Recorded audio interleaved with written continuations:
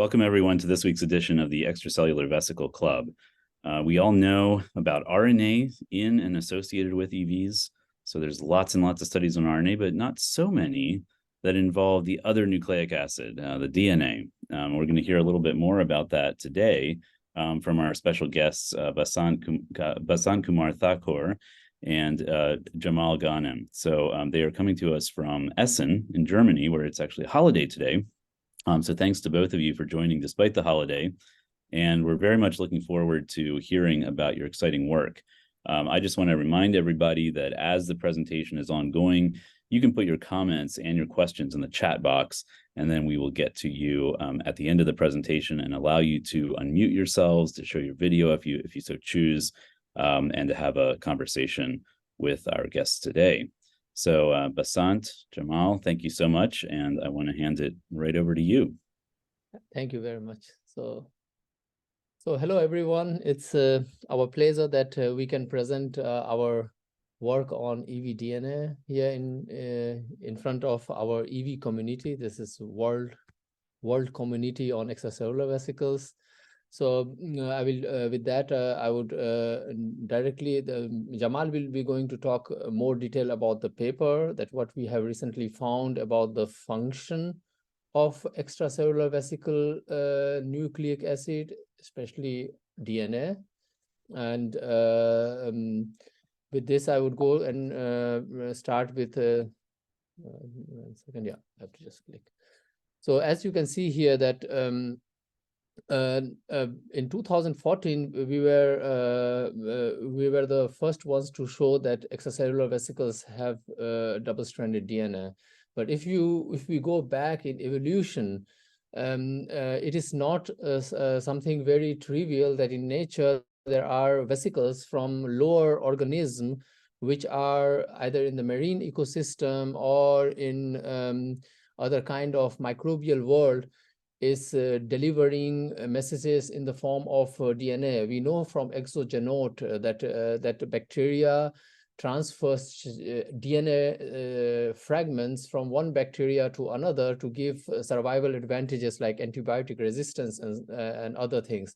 And as a higher organism like we mammals or animals, I think that there should be some complexity in the communications. We are not only having information in the form of DNA, but it is also in the form of DNA protein complexes. So if you can see this evolution of the study on until now, I can say that what we know about EVs and the DNA till 2023, you can see that there is a trend that from the bacteria we have learned, or from lower organism we have learned, and we have also always recapitulated it into the higher organism, especially in human and health. And therefore we believe that studying this transfer mechanism or presence of DNA in nucleic acid will be very important in future for the field of extracellular vesicles in cell-to-cell communication. So with this, I would not go into the detail to explain here, because I am sure everyone is expert in extracellular vesicles, what extracellular vesicles are. And as you can see here that, of course, one of the biggest problem what we have in the EV field, and I'm sure almost every institute or every lab has this focus, that EVs are always very heterogeneous. And therefore, it can be possible that for disease information, you have a heterogeneous population of EVs in the blood, for example, and which can give you information about the healthy stromal cells and disease. So you always need to filter this information, and this is one of the biggest limitation. And coming to the EVs itself, EVs, as Kenneth mentioned, that EVs have proteins, RNA, especially in RNA, microRNAs have been now convincingly shown to have a presence in EVs, and they can also communicate in cell-to-cell communication. And in 2014, we were able to show that the EVs have also DNA in the form of double-stranded. So these are the molecules which at present most of the labs are concentrating in the field of EVs. Besides that, of course, lipidomics and metabolomics is also gaining huge attention in the field of extracellular vesicles. So coming to the story of presence of first time the evidence of DNA in exosomes, actually the time when I started to work in 2014 on EVs, it was known that EVs have single-stranded DNA. And actually, my original idea was to understand how this single-stranded DNA first comes into the EVs. So our hypothesis was that most of the cancers we know have p53 mutation. So if there is a p53 mutation and there is a problem in DNA repair after DNA damage, it can be that this DNA has a repair problem, and thereby this DNA is somehow has to be get released from the cells, and it is coming in the form of EVs. And focus was on single-stranded DNA. But what I did in my test when I did experiment, and you know, as a biochemist or scientist, we have to always do controls.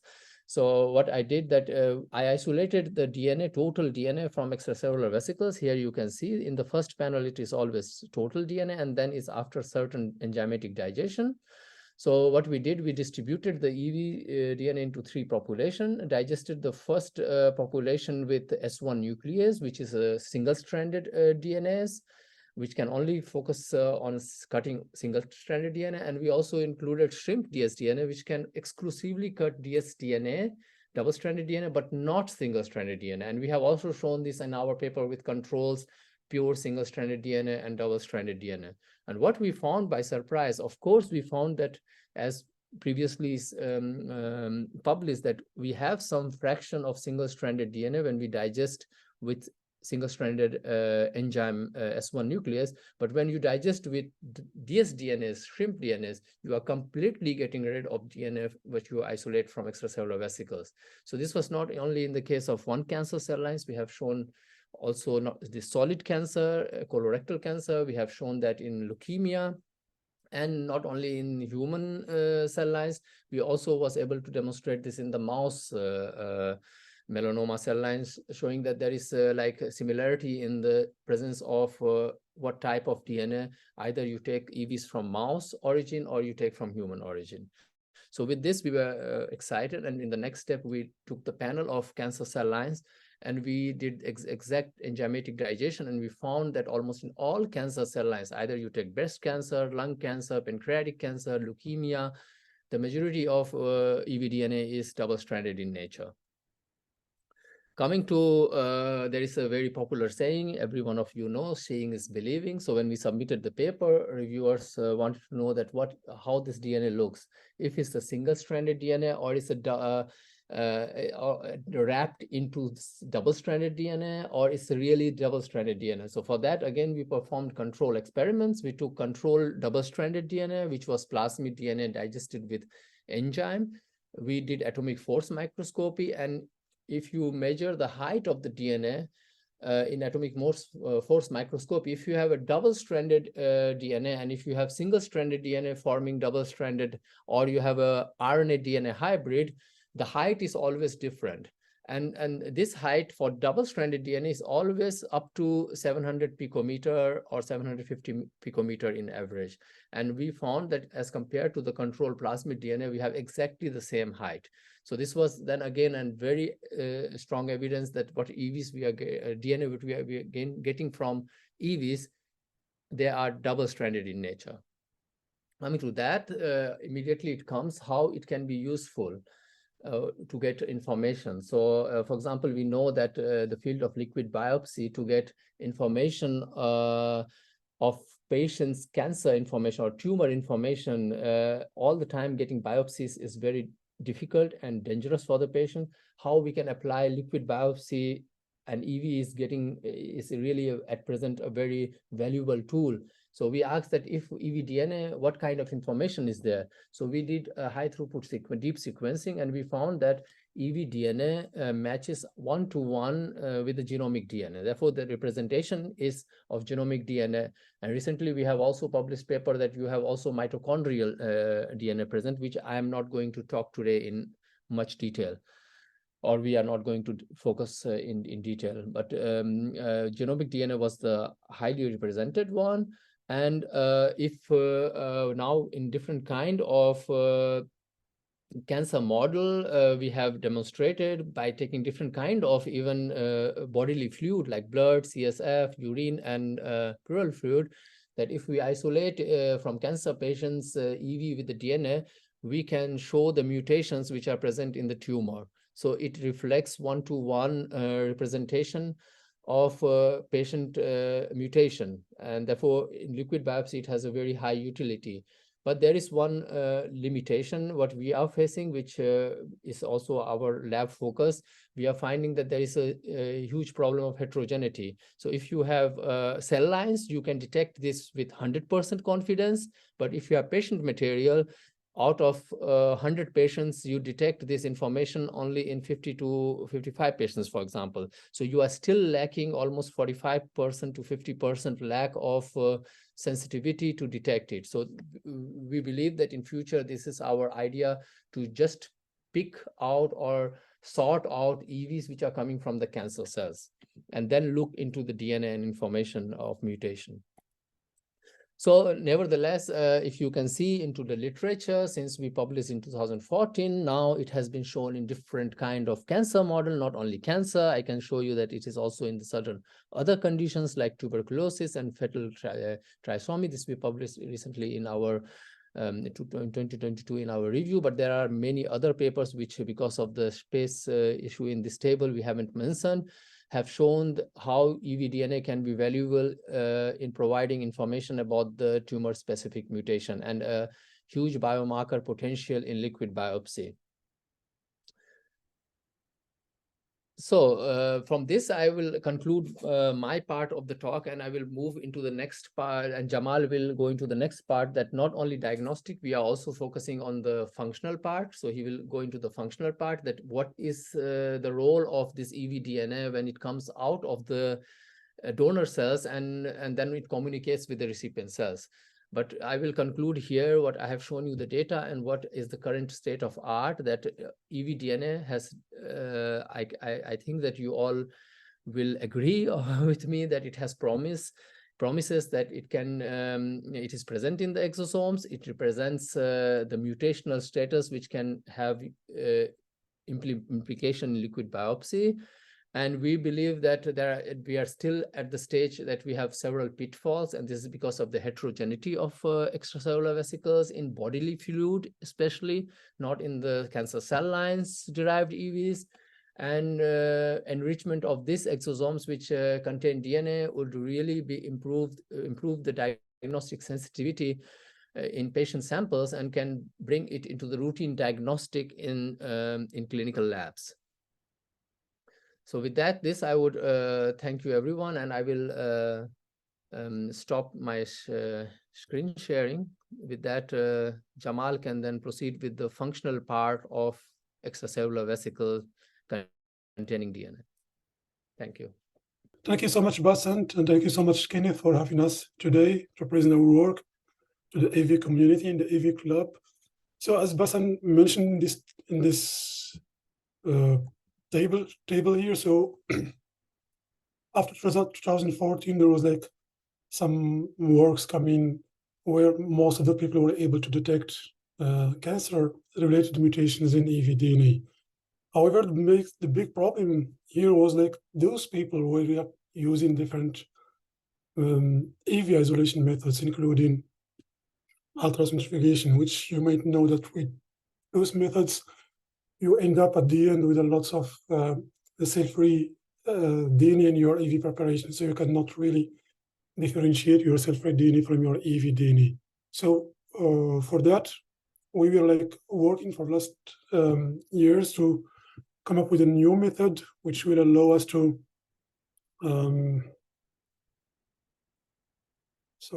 which will allow us to isolate EVs which are like devoid of contamination in terms of circulating DNA or cell-free DNA. So we have just recently published this method also, and we have in the same paper shown that recipient cells are like taking up this AVDNA, but this AVDNA was like found in different cell compartments, including the nucleus, but with different proportions. So from that, paper, we asked ourselves this question: why we are finding like different proportions of EV-DNA in the cell compartment, in different cell compartments. So we were like thinking maybe this EV-DNA is not alone. This EV-DNA is maybe really is maybe linked to some proteins, which is really determining its fate in the recipient cells. So that was the major question which we tried to answer after the publication, after 2014, of course, and after publishing this paper. So for this reason, so this is the method which we published, which we use to get the EVs. It's like a combination of tangential flow filtration, size exclusion chromatography, and the EV fractions were also concentrated at the end using Amicon tubes or ultrafiltration. So for that, we got the EVs from different cell types, including cancer and non-cancer cells, including leukemia cells like E562, M411, and also brain tumor cells like medulloblastoma cells. Since in our lab, which maybe we forgot to mention, that our lab is located at the University Hospital Essen in the oncolab, which where we are mostly concentrating, the pediatric oncolab, where we are mostly concentrating on leukemia and pediatric tumors. So that's why we used this panel of cells here to get the EVs. So we characterized our EVs according to the MISAVE 18. So now the MISAVE 23 is coming soon, so we have to take care of that also. So we have shown that our EVs are expressing the most common EV markers that we all know, like HSP70, Sentinel, CD81. And we made sure also that our EVs are like devoid of negative markers like calnexin and HC3B. So this is what we have done.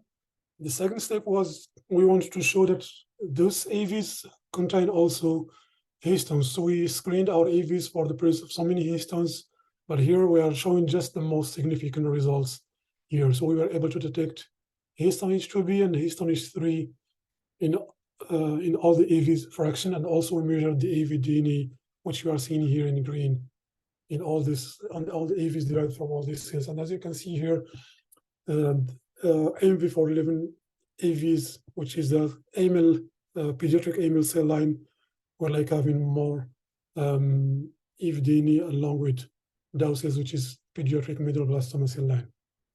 So next, what we want to do, we want to see whether, as we are like looking for this association between protein and DNA and EV DNA, we want to see whether this EV DNA and EV proteins are like going, and EV histones are like going together into the recipient cell. So what we have done is that we generate this, we transfect this, the cell lines by H2B, GFP histone, and then we labeled at the same time the DNA by the ADU. So what you are seeing here, so the DNA will be like labeled in red with ADU, and then the histone will be labeled in green with GFP. And we put this, the AVs, which we got from the cell lines, into the recipient cells, and we performed the 3D confocal imaging.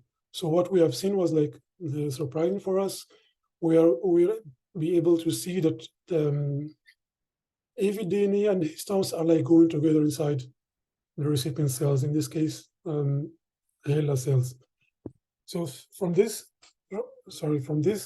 part, what we have shown is that histones are enriched in the small extracellular vesicle fractions, and the histones and EV DNA are both taken up by the recipient cells. But this was not enough. This was also not saying that EV DNA is chromatinized or EV DNA is associated to proteins. So this question was still without answer at this step. So what we have done after this is that we have done something which me and Basant are calling EV chip. What we have done is that we have performed chromatin immunoprecipitation, but for EVs, not for the cells. So you might be all knowing that chromatin immunoprecipitation, we use anti-histone antibodies, but in this case, we used anti-double-stranded DNA antibodies to pull down the EV DNA and then to analyze the protein fraction of the pulled down DNA by either Western blot or by cheap mass spec. So what we have done first is that we checked, as you know, the first step in the chromatin precipitation is that to prepare the shared chromatin. So we analyzed the size of the shared chromatin from the genomic DNA and also from AV DNA, and you can see here that it's more or less the same fragment size that we have either from SAVs or from genomic DNA. What we have done also, again, we utilized again, as Basant did in 2014, atomic force microscopy. So what we have, the results I'm showing you here as just from AV4 living cell lines, but we were able to see more or less the same results and the same data from all the other cell lines which we used. So this is the genomic DNA. It's very normal that you see this DNA filaments or DNA fibers along with this dots, these protein dots. That's indicate the presence of chromatinized DNA in genomic DNA, which was quite like normal and like expected because it's genomic DNA, it's a chromatinized DNA. But what's new is that we were able also to see the same, more or less the same pattern also in the AV DNA. We have seen like DNA fibers along with protein, also with protein dots, which indicates that the AV DNA, at least part of AV DNA, is like associated to proteins. So the next step was to understand and to study which kind of proteins are associated to this AV DNA. So for that, we have performed cheap mass spec. And those are the main protein which we have found associated to AV DNA. Histones, as expected, because this is just obvious, because histones are like main proteins of AV chromatin, of the chromatin. But we also found another family of proteins, which is the S100 proteins, mainly A16, A4, A8, and A9. So this, please, I will ask you please to keep this family of proteins into your mind. We will go back to this protein after that. So AFM showed the presence of DNA protein complex in SAVs. Mass spec revealed histones and S100 proteins as a main protein of the AV chromatin, of the protein fraction of AV chromatin. So next, what we have done, sorry, this I will just come back to this one. Next, what we have done is just, so we have identified the AV chromatin, the presence of AV chromatin for the first time in small extracellular vesicles. What we want to see whether AV chromatin and AV DNA have separate effects in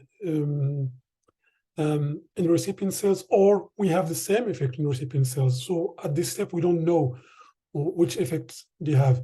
So for that, we needed to formulate or to engineer AV DNA and AV chromatin separately, because as you know, AVs like have a lot of proteins, lots of nucleic acids. You cannot like use like AVs for this reason. So what we have done, we were working closely with people from the Polymer Research Institute in Max Planck Institute in Germany. So we're working for another project. So at the same time, so we were like discussing, we were having many discussions. So we asked them if we can use some synthetic vesicles. So they suggest us to use these polymerosomes. So what we have done is that we formulated AV DNA and AV chromatin separately in these polymerosomes. And at the same time, we labeled these polymerosomes with the nanographene, DBOAZ nanographene, so that we will be able to see the polymerosome uptake by recipient cells. So that's what you can see here in these two pictures. So DNA in this case was labeled with, it was labeled with ADU, but stained with ALIXA 488, which we can see in green here, the dots of DNA inside the cytoplasm. And here, the dots, the red dots you are seeing here are the dots that are coming from nanographene, which means that the cells were able to take up these synthetic vesicles that are packaged separately with either the chromatin and the AV DNA. So what we want to see after that is that what's the effect of this AV chromatin and AV DNA in the recipient cells. So now I will go back to this slide here. So I'm just, as I just mentioned at the beginning of my presentation, that we are like located at the university hospital in the oncolab, in the pediatric oncolab, and we are mostly like all our research are related to the acute myeloid leukemia and pediatric tumors like medulloblastoma and ATRT tumors and all these things. And in this paper, we were like trying to study the effect of AV chromatin in the frame of leukemia, in the frame of acute myeloid leukemia. So just for information, for those who doesn't know what is acute myeloid leukemia is like very heterogeneous disease. It's a complicated disease that is characterized by the accumulation of non-differentiated blast of myeloid origin. So this accumulation is leading in general to the bone marrow failure, which lead ultimately to death if left untreated. So this, the communication, so this is the bone marrow microenvironment. The bone marrow microenvironment is one of the rare, let's say, tissues or environments where the two types of stem cells coexist. So the hematopoietic stem cells and the bone marrow derived stem cells. And the bone marrow derived stem cells. So this communication between the stromal cells in general, including bone marrow, and hematopoietic stem cells is very crucial to the good or to the well function of the hematopoietic stem cells, which is hematopoiesis. But in case of leukemia, this communication is always hampered, and it has been shown that extracellular vesicles are playing a very important role in this communication. So that's what we want to show. So there are like so many works have been shown that the involvement of extracellular vesicles in this communication. However, none of these works have like identified one molecule to be responsible for this. So what we want to see here is that we want to show whether this AV chromatin is affecting the expression of P53, which is very, very crucial in case of leukemia, because it's at least AML, because as you might know, most of the initially diagnosed leukemia don't have any P53 mutation.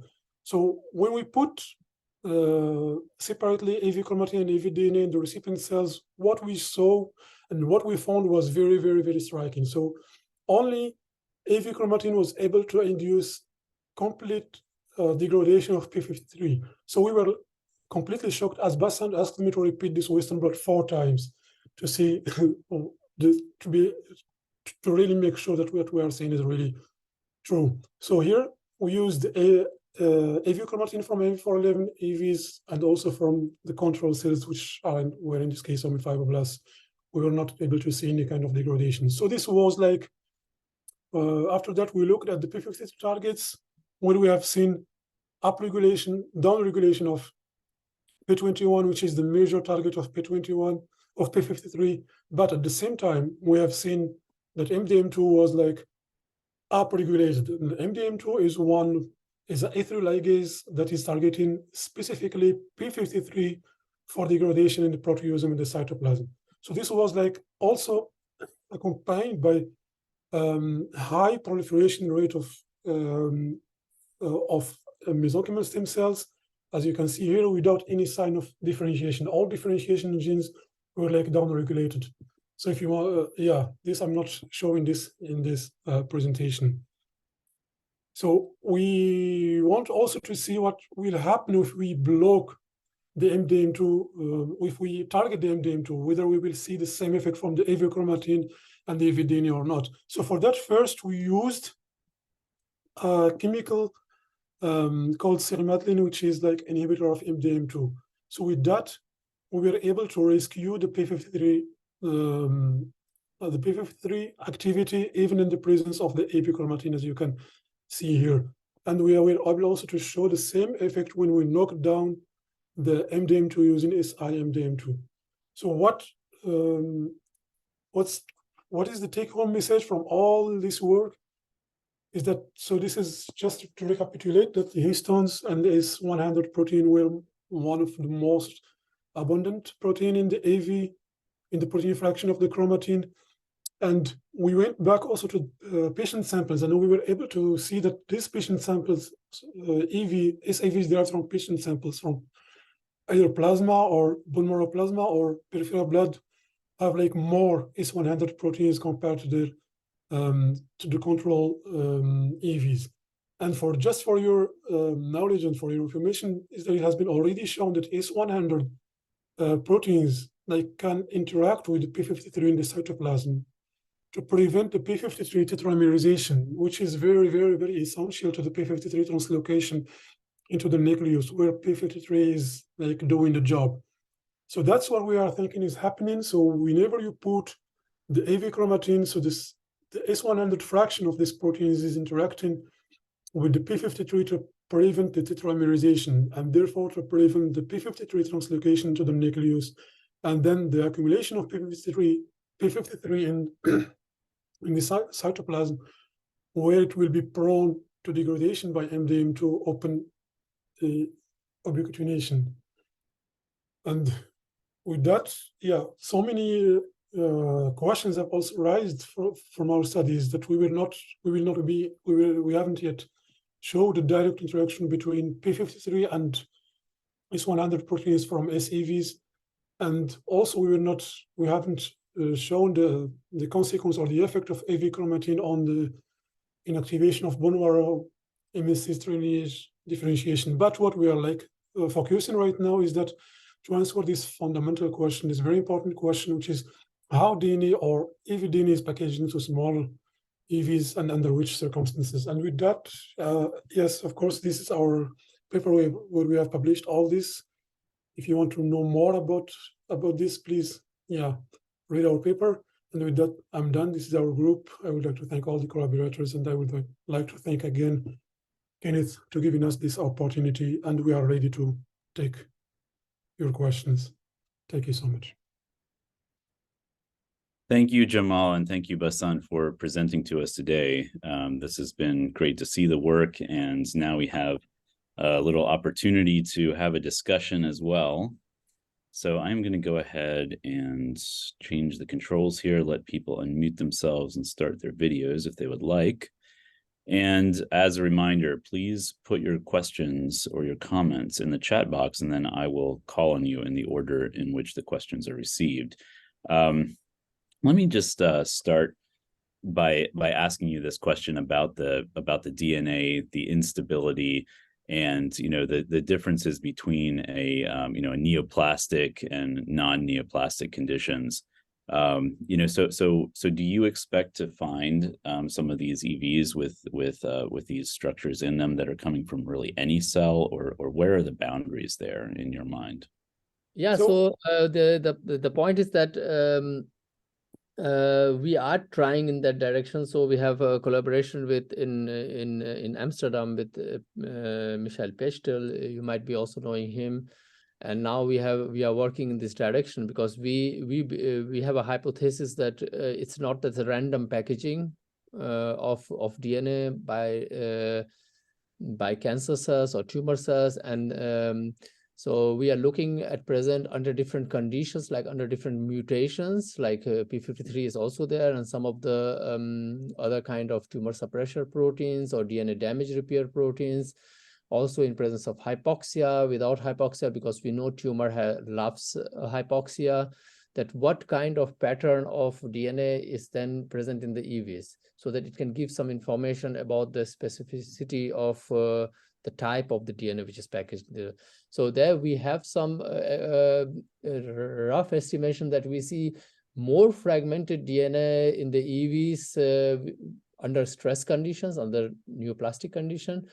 But at present, we are not able to successfully do the end sequencing. And for that, Jamal would be in the next month trying with nanopore sequencing to see that if there is a sequence differences between healthy cells or tumor cells derived evDNA. Yeah. Very interesting. Exactly. The thing is that we believe that, yeah, the hypothesis is that evDNA is coming from cytoplasmic DNA. And you know that there are different types of cytoplasmic DNA that are coming from the nucleus when the cells are undergoing genomic instability or any other DNA damage stress. So the thing is that we want to get the cytoplasmic DNA and evDNA and do the sequencing and compare these two types of DNA to see whether to which extent they are the same. That's our idea right now. Fantastic. All right. Well, let's go to our chat then. Phil Askanase, you have a series of very astute questions here, so please go ahead.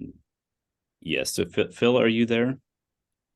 So I'll go ahead and ask Phil's question. Okay, now. There you are. Hi, Phil. So my question was,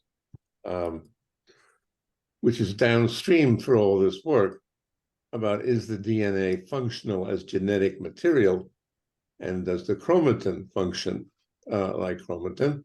And that's way downstream. There's also a hint here of sorting the EVs according to DNA or RNA content.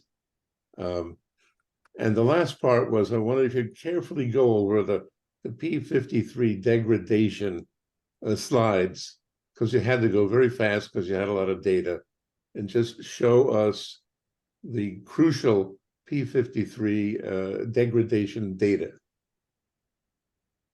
Sure. Jamal, maybe we can start with the slides then, and then Yes. and then we can go in maybe in. Do you see my slides? Yes, we see them. Yes.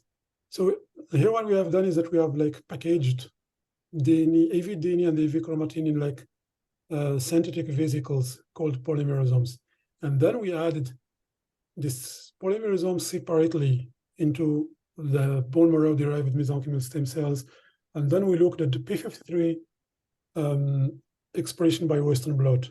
As you can see here, we were not able to detect any P53 in the bone marrow derived mesenchymal stem cells treated with AV chromatin, whereas we were able to detect P53 in the bone marrow derived mesenchymal stem cells treated with only DNA.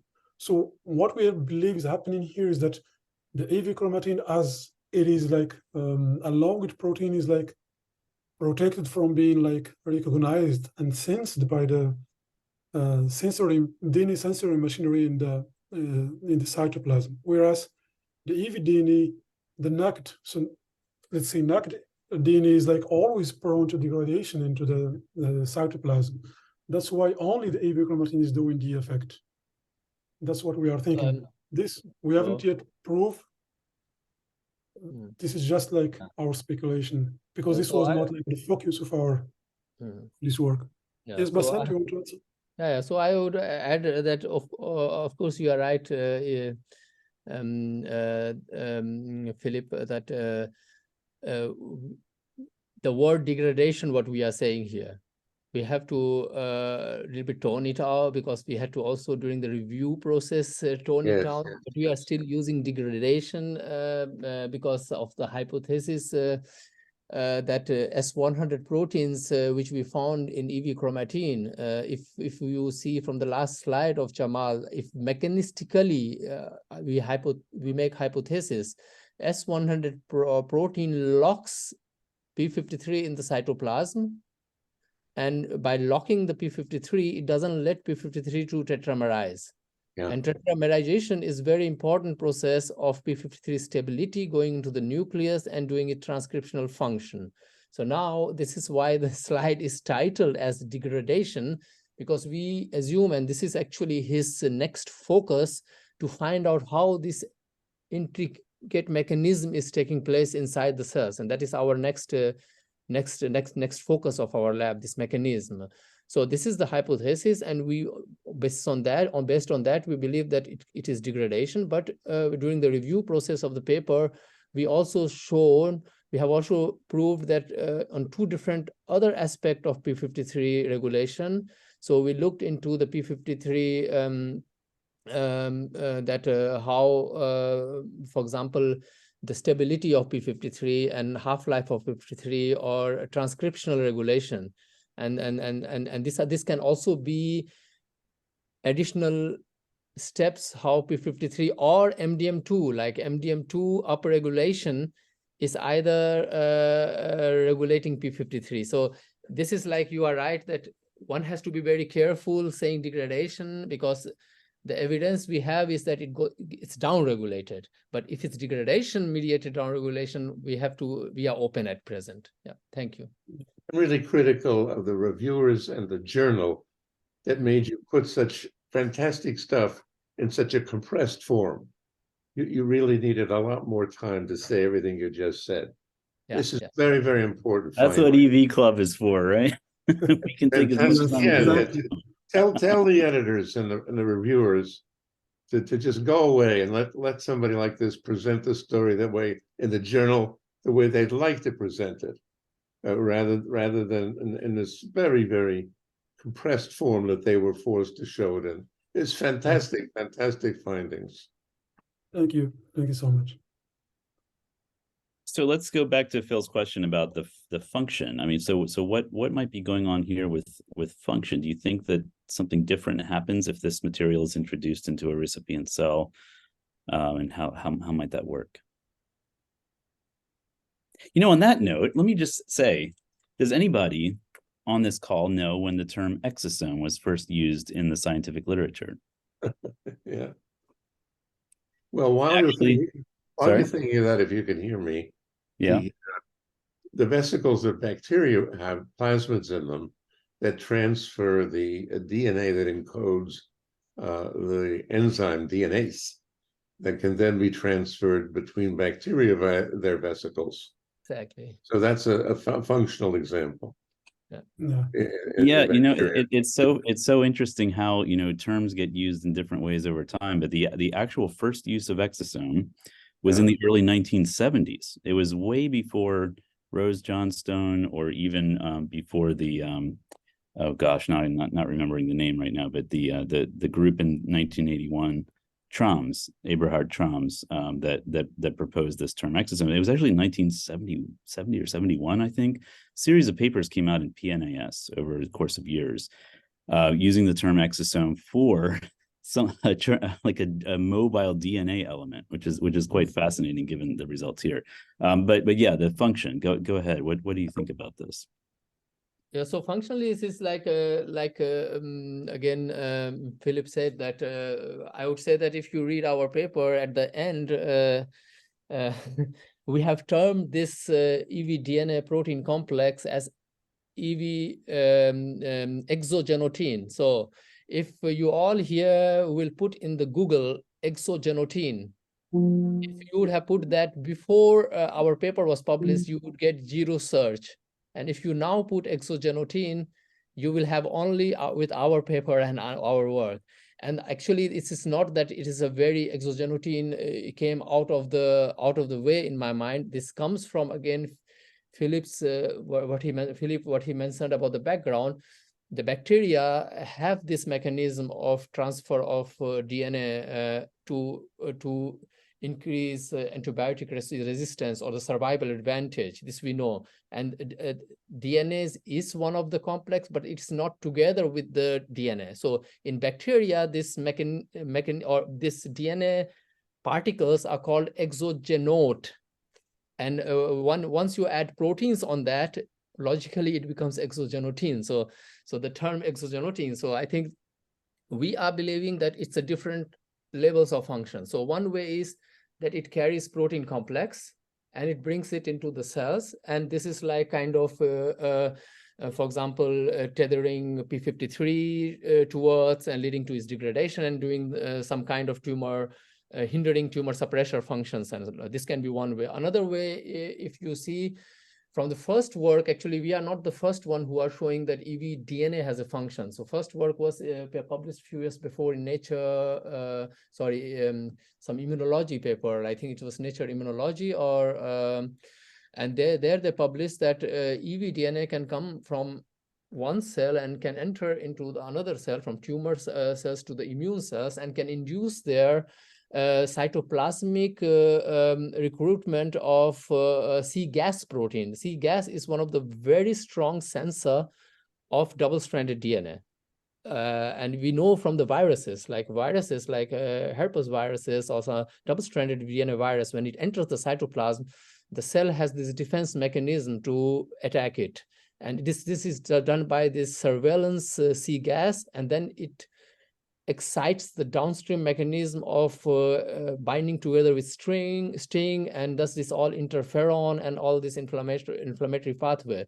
So this can be a second mechanism, but we do not exclude that there are not proteins other than S100. We have shown the top proteins, and we focused on top protein because it obvious guess came that, okay, S100 means P53, but there are also other proteins like serpins.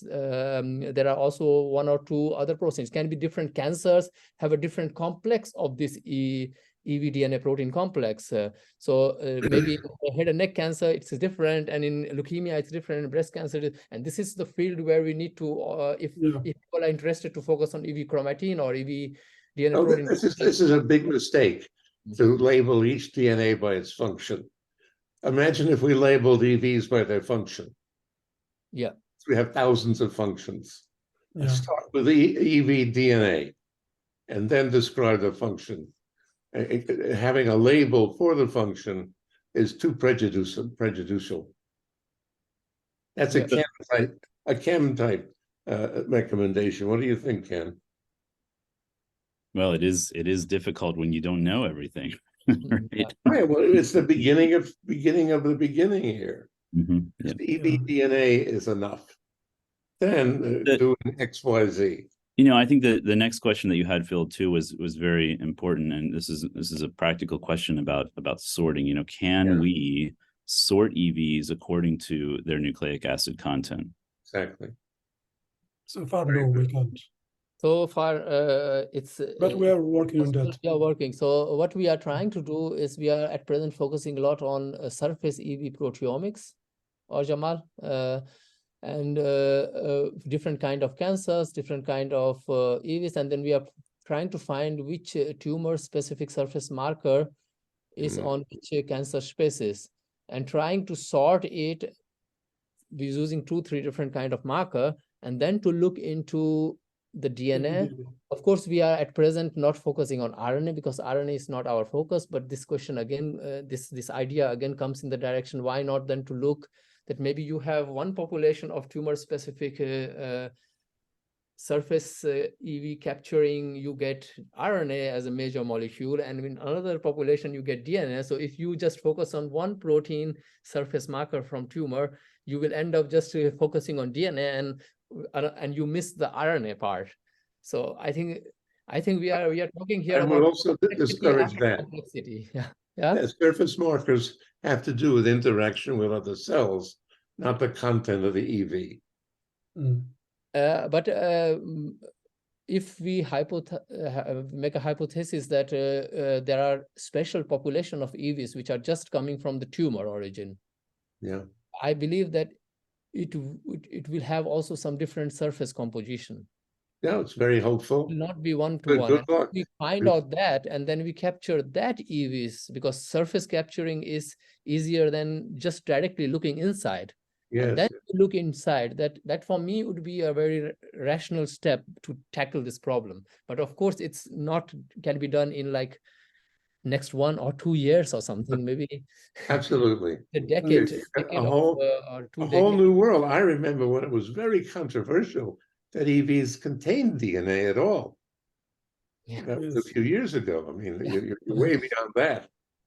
Yeah. So two thoughts here, because the surface composition. So I think if theoretically, if you have a transmembrane protein that has a cytoplasmic domain that might interact with something and influence the loading, that could be one way where you might be able to identify and sort those vesicles.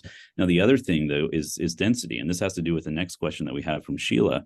So Sheila says, how many EVs do you need to add to cells in the P53 degradation experiment? The second part is, what's the concentration of nucleic acid per vesicle? And so, of course, if you have a vesicle that has a lot of nucleic acid in it, it's going to be more dense than one that does not, at least theoretically. Sort of like a virus is going to be more dense because it has more, heavy content.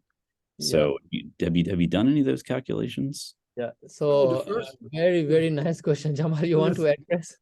Yeah. The first part of this question we have done, we have like optimized one ratio. I think it's there in the paper. I think it was like 150 particle per cell.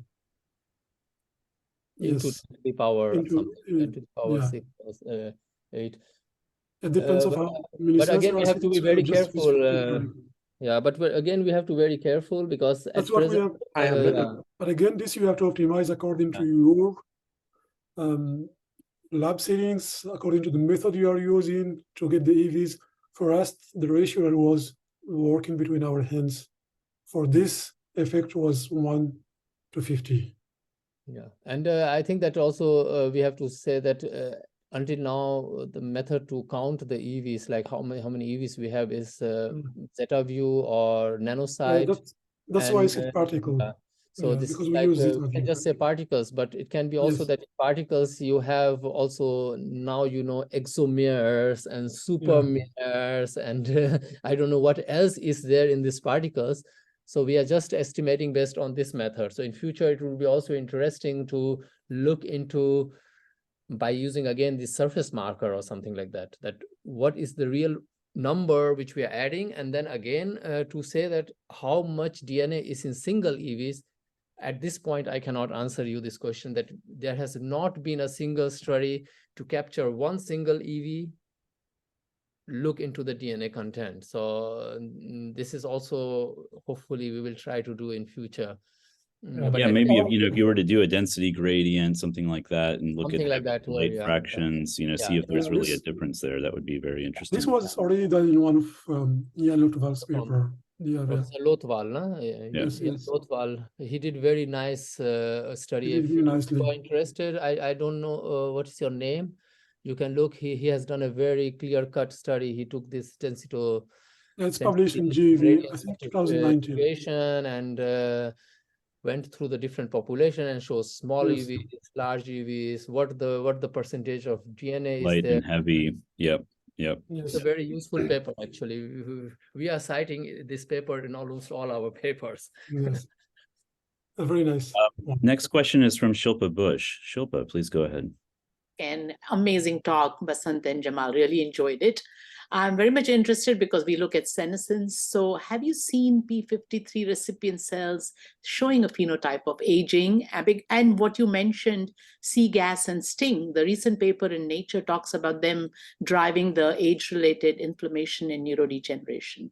So maybe an experiment could be putting these EVs in a mouse and seeing the behavior. I don't know, I'm just... brain. No, it's a very important. So we haven't looked at P16, but P21 we looked. So you can see here that it was like down-regulated. There was down-regulation of P21 when we treat with EV chromatin. But what you are seeing from senescent point of view is very important, and that's what we are trying also to show in one of our running projects. So we are like trying to link the AV secretion to senescence. So we are like blocking the AV secretion and looking at the SASPs, senescence associated phenotype secretion. So we are like seeing some like correlations between blocking the AV biogenesis and senescence in cells. That with astrocytes, with drugs of abuse, releasing these SASPs that the neurons take up now, and you see decline as a result in animals. So it makes sense that there's these cargoes are going, some of the mechanisms you talk is also, and that's how progression happens in the aging of the disease. Exactly. So unfortunately, we are not a mice. I always try to avoid mice experiments, but we are now starting some projects on that, and especially with the hepatic colon cancer. We have now present to look how in the liver it is like working this communication. So hopefully we will have, in Germany it's also not so quick to get the permissions for the animal. So we are trying our best and we will try to do this experiment, and if possible we can collaborate in future on senescence, because senescence we have to still learn a lot. We are not the senescence people. So it will be great that if we can communicate and start some collaborations on that. Thank you. Thanks so much, Shilpa. And a question from Sharif Ibrahim. My question is about, I know maybe you are not interested directly in this, how the packaging of these complexes occurs. Is there any ideas about that, or anyone who did the work about how these chromatin is transferred from the nucleus to the EVs, then released? Is there any mechanism or any suggested mechanism for that?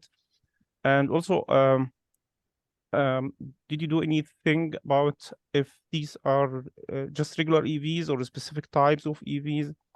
And why specifically you have focused on small EVs and not the large ones? And did you do anything comparing them, finding these DNAs are more in the small ones versus the large ones? Thank you. I think the first you, part Shiv. will be answered by Jamal, but second part I can say because we love exosomes.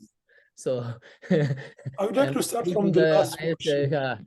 according to the guidelines, or we know that this size range or this density EVs are, you can say small EVs, but they are considered as exosomes. So our main focus is we focus on exosomes. Therefore, we focused on this. But not all small EVs are exosomes. Yes, Yeah, exactly. Some of them can also come from elsewhere. Yeah, exactly. You can see Every I think every now and then we have one or other definition and new guys coming into the on the board. But for the first part, I think Jamal has a kind of a, I think he will be ready with manuscript maybe soon. Yeah. So you can tell about the mechanism of packaging. Yeah.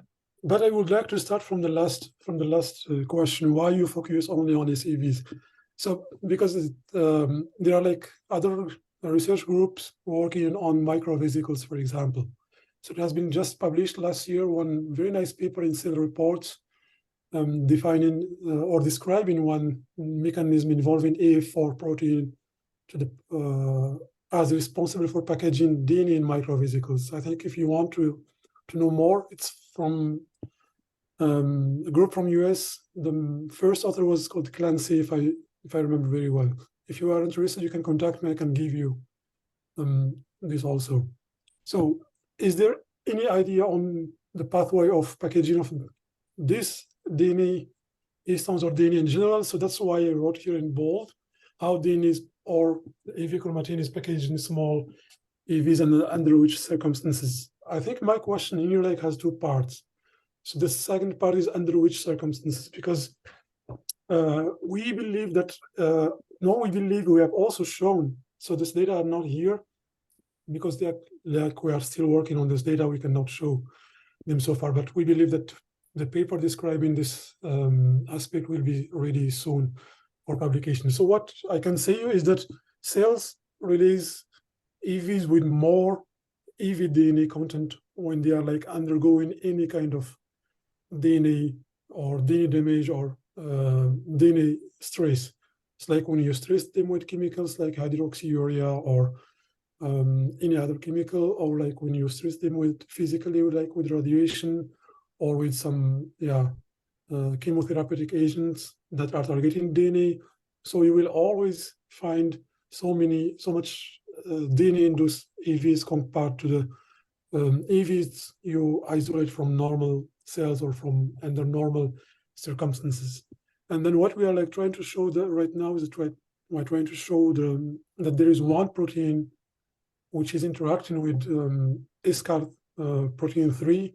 This protein is responsible for the recruiting DNA fragments into small extracellular vesicles. That's all what I can see so far. Basant, if you want to add something. Oh, thank you. Yeah. Thank you. So we are deeply focusing on this topic. Yes, so this is our main headache right now. Thank you.